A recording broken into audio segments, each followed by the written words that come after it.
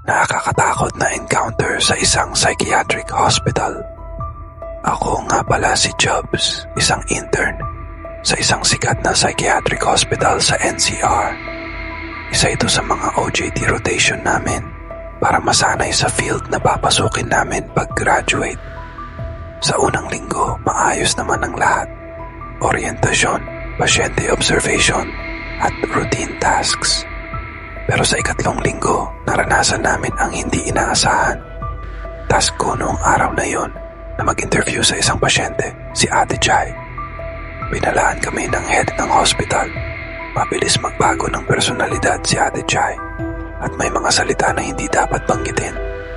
Pero sinabi nilang nasa katinuan daw siya na ngayon, kaya pinayagan akong kausapin siya. Sa simula, normal lang ang lahat. Mahinahon kong tinanong si Ate Chai kung kamusta siya. Ngingiti-ngiti lang siya pero sinabi niyang hindi maganda ang pakiramdam niya mula nang pumasok ako. Kinabahan ako pero hindi ko pinahalata. Pagdating sa tanong na, ano po ang dahilan kung bakit kayo nandito, Ate Chai? Logically, biglang nagbago ang vibe. Tinuro niya si Mengay, kaklase kong taga-obserba sa labas ng pinto, at sinabi, dahil sa kanya. Agad akong lumingon para makita si Mengay at si Fredo, pero halos nanginginig silang dalawa sa takot. Nang bumalik ang tingin ko kay Ate Chai, nasa harap ko na siya. Halos magkadikit na ang mga mukha namin. Nanlalaki ang kanyang mga mata, buhagag ang buhok, at ngumisi ng malalim. Sa boses lalaki, nagbitiw siya ng mga salitang Latin, parang ritual. Habang umaatras ako, hindi ko matanggal ang tingin ko sa kanya. Sinubukan kong tumakbo pero sinigawan niya ako.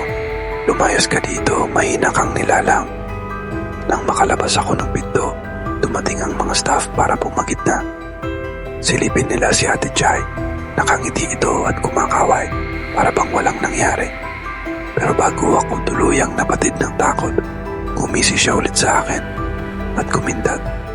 Nagising ako sa klinik ng ospital, nanginginig pero safe. At doon namin nalaman si Bingo, ang ika-6 sa mga katauhan ni Ate Chai, ang tumambad sa akin. May kakayahan daw itong basahin ng isipan at mag-iba ng boses. Naisip namin, ilan pa kaya ang ibang katauhan ni Ate Chai?